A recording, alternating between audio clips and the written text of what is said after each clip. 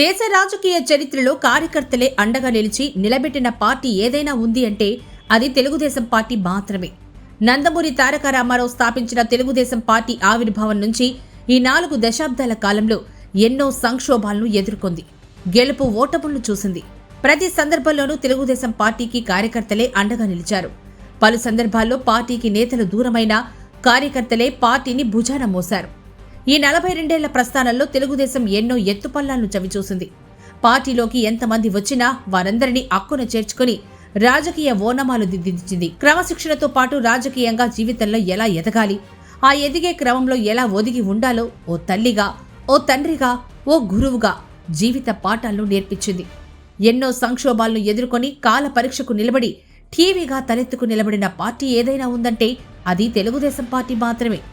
Party పని అయిపోయింది అంటూ ఇతర పార్టీలు గేలి చేసి గోల చేసిన ప్రతిసారి గతం కంటే మిన్నగా గొప్పగా పుంజుకొని పడిలేచిన కెరటల్లా నిలబడిన పార్టీ తెలుగుదేశం. పలు సందర్భాల్లో ఆ పార్టీ నుంచి అన్ని పొందిన నేతలు ద్రోహం చేశారు. కష్టకాలంలో పార్టీని వీడి సొంత లాభం చూసుకున్నారు. అయితే కార్యకర్తలు మాత్రం తెలుగుదేశం పార్టీని గుండెలకు హత్తుకున్నారు. కష్టకాలంలో అండగా నిలిచారు. అధినాయకత్వంపై నమ్మకం ఉంచారు. అలాగే తెలుగుదేశం పార్టీలో కార్యకర్తలకే పెద్దపీట. కార్యకర్తల విశ్వాసాన్ని కోల్పోయిన వ్యక్తులకు పార్టీలో ప్రాధాన్యత సంగతి అటుంచి ఉనికి కూడా ప్రశ్నార్థకంగా మారుతుంది. ప్రస్తుతం అటువంటి పరిస్థితిని మంత్రి కొలసు పార్థసారథి ఎదుర్కొంటున్నారు. కొలసు పార్థసారథి వైసీపీ సీనియర్ నాయకుడు. 2019 నుంచి 24 వరకు పెనమలూరు ఎమ్మెల్యేగా ఉన్నారు. అయితే అది గతం. 2024 ఎన్నికలకు ముందు ఆయన వైసీపీకి గుడ్ బై చెప్పి తెలుగుదేశం కూటికి చేరారు.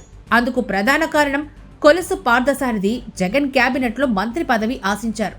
అయితే జగన్ ఆయనకు క్యాబినెట్లో చోటివ్వలేదు సరికదా. 2024 ఎన్నికల్లో పార్టీ టికెట్ కూడా నిరాకరించారు. దీంతో ఆయన జగన్పై తిరుగుబాటు చేసి వైసీపీకి గుడ్ బై చెప్పి ఎన్నికలకు ముందు తెలుగుదేశం పార్టీలో చేరారు. అయితే ఆయన చేరికకు తెలుగుదేశం క్యాడర్ నుంచి తీవ్ర వ్యతిరేకత వ్యక్తమైంది. కానీ తెలుగుదేశం అధినేత చంద్రబాబు మాట మన్నించి ఆయన్ను పార్టీలోకి అంగీకరించారు.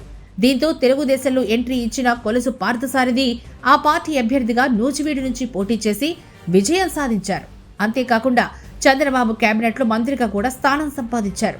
సామాజిక వర్గాల సమీకరణాల్లో భాగంగా ఆయనకు కేబినెట్ బెర్త్ దొరికింది. అయితే మంత్రిగా ఆయన వ్యవహార శైలి పట్ల మరీ ముఖ్యంగా తెలుగుదేశం జనసేన కేడర్కు ప్రాధాన్యతనివ్వకుండా వైసీపీ నుంచి తనతో పాటుగా వచ్చి తెలుగుదేశం పార్టీలో చేరిన వారికే ప్రాధాన్యతనిస్తూ ఉండడం పార్టీ కేడర్లో అసంతృప్తి జ్వాలలు రగలడానికి కారణమైంది. ఈ విషయాన్ని పలుమార్లు పార్టీ అగ్రనాయకత్వం దృష్టికి కూడా వెళ్లింది. తెలుగుదేశం సీనియర్ నాయకులను పరిగణలోకి తీసుకోలేదని కూడా కొలసు పార్థసారథిపై పార్టీ కేడర్లో అసంతృప్తి ఉంది. ఈ తరుణంలో ఆయన ఒక కార్యక్రమంలో వైసీపీ నాయకుడు జోగి రమేష్తో వేదిక పంచుకోవడం పెద్ద రచ్చకు దారితీసింది. 3 ఏళ్ల కిందట చంద్రబాబు నాయుడు నివాసంపై జరిగిన దాడి కేసులో ఏవన్గా ఉన్న జోగి రమేష్తో కొలసు పార్థసారథి వేదిక పంచుకోవడాన్ని తెలుగుదేశం క్యాడర్ సహించలేకపోతున్నారు. ఈ కార్యక్రమంలో గౌతు శిరీష కూడా పాల్గొన్నప్పటికీ ఆమె పార్టీ క్యాడర్కు క్షమాపణలు చెప్తూ వీడియో విడుదల చేశారు. ఆ కార్యక్రమంలో జోగు రమేష్ పాల్గొంటారన్న సమాచారం తనకు తెలియదని పేర్కొన్నారు. అయితే కొలసు పార్థసారథి కూడా క్షమాపణలు తెలిపినప్పటికీ తెలుగుదేశం క్యాడర్లో ఆయనపై ఆగ్రహం చల్లారలేదు.